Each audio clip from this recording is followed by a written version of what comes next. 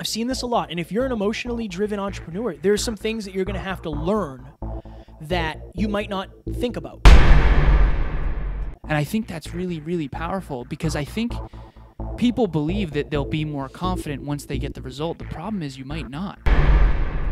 Ladies and gentlemen, welcome back to another very special, as always, episode of Next Level University, where we teach you how to level up your life, your love, your health, and your wealth. We hope you enjoyed our latest episode. We did a live mastermind with the one and only Brant Pinvidic. Oh, yeah? Pronounced his name right for the first time in 10 years. On how to effectively communicate your point. He has a book called The 3-Minute Rule, and he is fire. One of the best in the world when it comes to that. Today, for episode number 544, if you are an emotional entrepreneur, listen to this. So, I have been working one-on-one with early entrepreneurs, and most of them are emotionally driven. That's kind of my sweet spot. That is my headphone that you just turned down. How dare you do that to me? And then on Saturday, so last Saturday, Alan and I did a live presentation, a speech in front of 100 entrepreneurs, and most of them were early and emotionally driven. And there are some things that pop up. Like you said, you see these certain, what's the word I'm looking for? Patterns and trends when you coach similar styles of people. So this is the big takeaway from this episode for me is this. If you lack confidence, your business will lack confidence too. That's one of the big takeaways. This is another big takeaway, and a client and I had this breakthrough last week. I said to my client, or she actually said to me, I expected to be further along at this point in the journey. And I said, okay, I can understand that. Where did you think you were going to be? And then she thought for a couple minutes, and I love working with her because she takes time and genuinely thinks. And she said, honestly, I don't know where I thought I would be. And I said, this is my take on this. I don't think you are disappointed you're not at a certain point. I think you're disappointed you don't feel a certain way.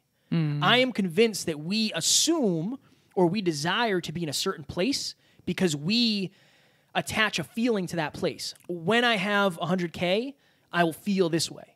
Right. I am convinced. So if you're an early entrepreneur and you're emotionally driven, I want you to understand right now that the numbers in your bank account, the number of clients, all of that stuff, it's not going to change your inner world as much as you think it is. It just isn't. And that's something that I've experienced a lot along this way. Again, I started coaching at $50 a week.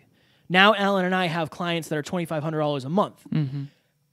If I was really relying that I was relying on that to change my internal state, I'd be in trouble because it doesn't do it. It doesn't do it. So those are a couple of things that we'll talk more about it in this episode.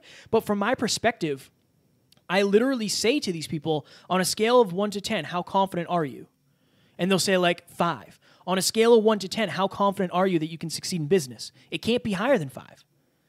It just kind of by default can't. So it's very important for you to understand that, especially if you're going to go into business for yourself. Because if you're a first-time entrepreneur, you're a solopreneur by yourself, if you have a 5 out of 5 of confidence, your business does too.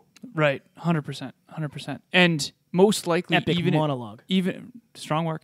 Even if you have a team, your confidence, if you're the leader of that team, or one of the leaders of the team, most likely people are attracted to you in part for your confidence, so they're most likely even less confident. Yeah. Right? What are the chances? John Maxwell talks a lot about how 9s follow 10s, 8s follow 9s. That's how the whole thing works. So if your confidence level is 5, you're probably not able to attract level 10 employees. That's okay. I'm not making that wrong. It's just, it is what it is. So the only way to grow your business is to grow yourself. So I wanted to ask you, Kev, so you basically mentioned how when you first started coaching, and you struggled with confidence with that. For sure. I remember early on. For sure. And it was $50 a week. And you had trouble even coaching at $50 a week back then, even believing you deserved that. And I know a lot of our listeners are there right now. Okay, now you make, with some clients, $2,500 a month. Okay. What did you think would be I think when you were making $50 a week, I think you believed on some level that you'd feel differently making $2,500. Can you explain what you thought versus what really Honestly, changed? I was actually on the phone with Bianca the other day. Bianca and I had a call to catch up. Love you, B, if you're listening. And we were talking about the inner game. And I said, honestly, this is the best, and I've used this with my clients recently. This is the best analogy. A couple weeks ago, I had a day where I had a lot of payments come in, and it was $4,000 in a day. And it was like, hell yeah. Like, this is what it's all about. This is amazing. Right. You know, this is for the mission. It's amazing. This is the best. The next day I woke up and it was like nothing happened. You know, it was just back to the alarm goes off and you get after it. Right. So I think that there's a couple, my thought process might be a little bit different, but I think it started from the same place. Now, the money is just comfort. And the money is more promotion for the podcast and it's more impact. That's basically for me, like, I'm looking at the money from a different perspective now. For me, it's a lot more about comfort. I've realized a lot about myself, and maybe we'll do an episode on this at some point. Well, certainty, right? Safety. Okay. Certainty, safety, comfort. Right. Like, we've had some very low lows on this journey, as I think all entrepreneurs do. I've been in the negative. You know, I've dealt with that, and I've been resourceful and figured out ways to make it work. So for me now, it has highlighted the fact that the money doesn't change the way you feel inside. You might feel better about what you're doing. You might feel like, oh, I'm having more success and now I have more clients, but it's not going to affect your inner game. And I think I thought that I would feel,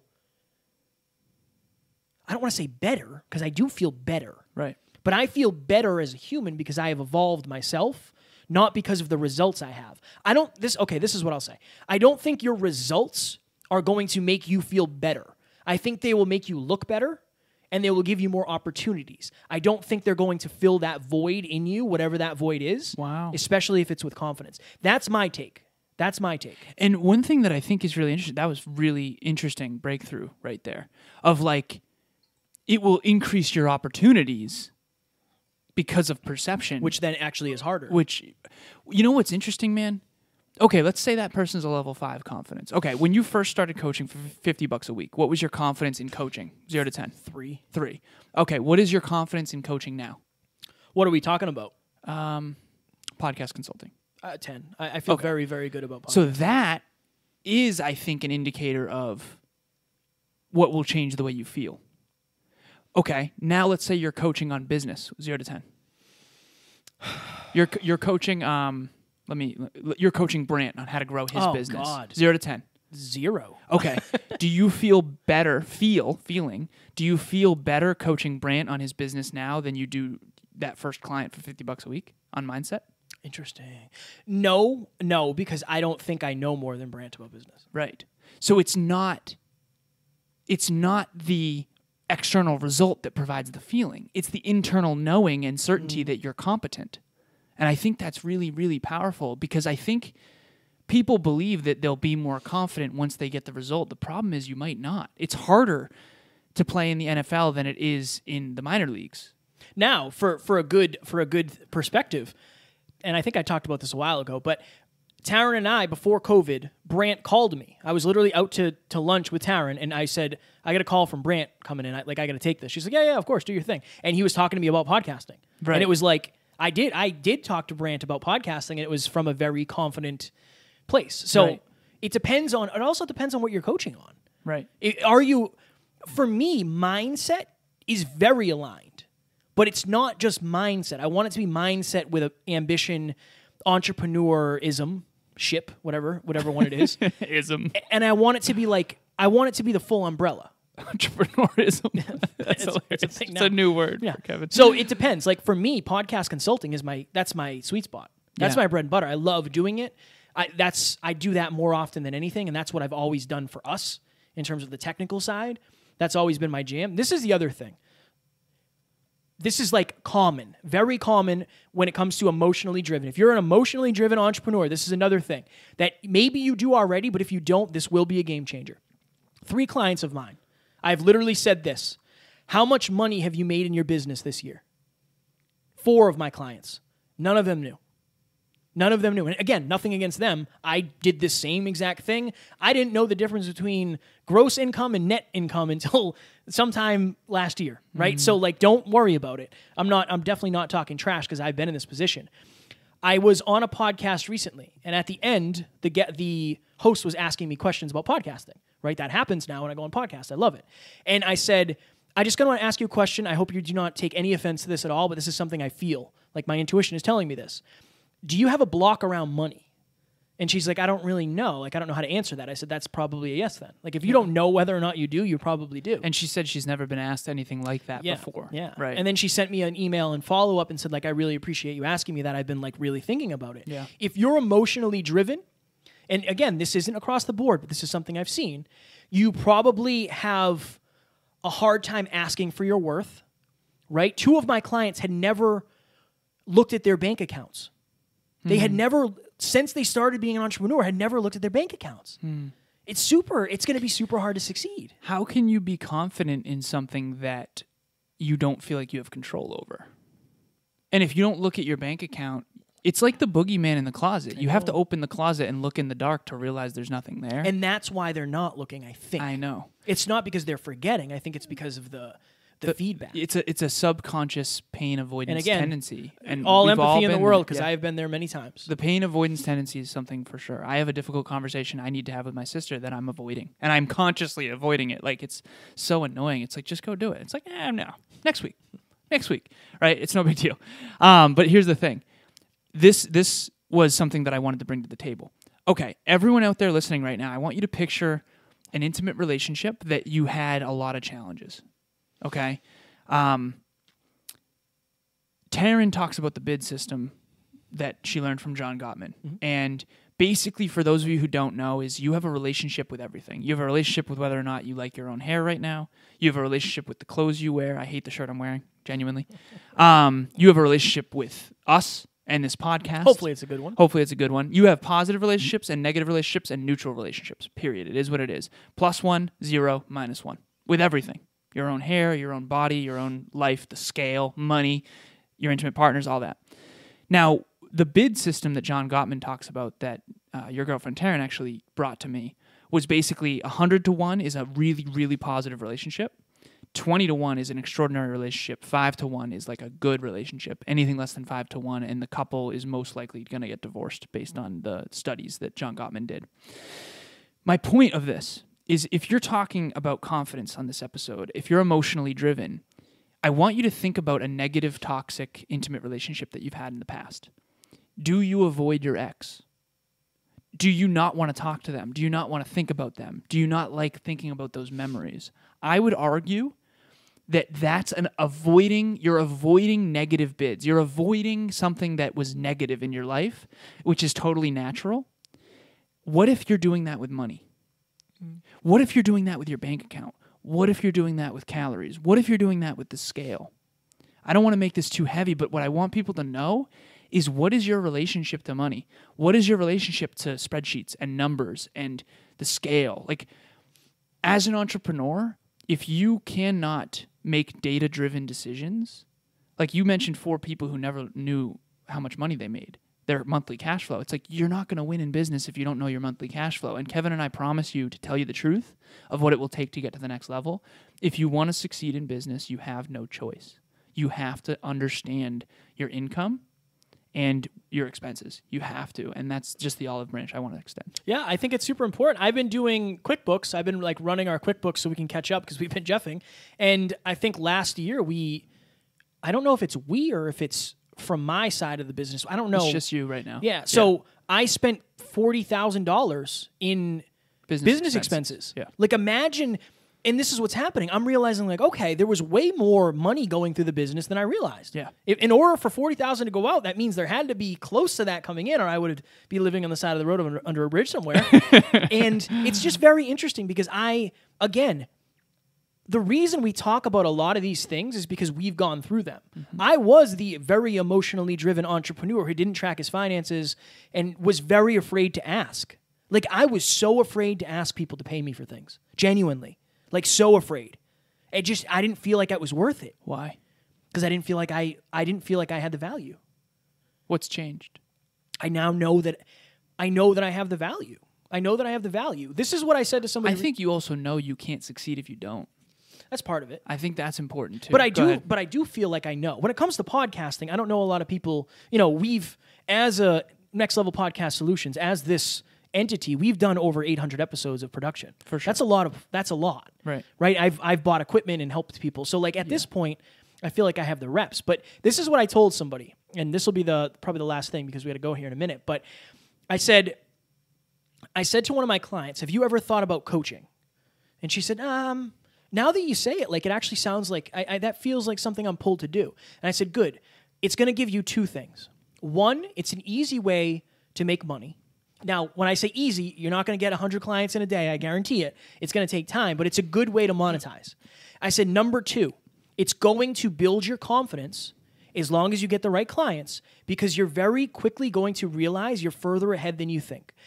If you are listening to this and you compare yourself to the Rachel Hollises, whoever is at the top of the top, Lori Harders, whoever, Brennan Burchard, Lewis Howes, if you're comparing yourself to them, you're going to feel bad about yourself most likely. But imagine if you got on the phone with somebody who's a year less in business than you. Right. You're going to feel really good because you're going to understand how much you actually know. And that was always a breakthrough for me, right? Like that's one of the reasons I got more confident. I got aligned, congruent clients who asked really good questions and really made me think. And that helps me understand that like, oh, you know what? You do know a lot about this and you can always learn more.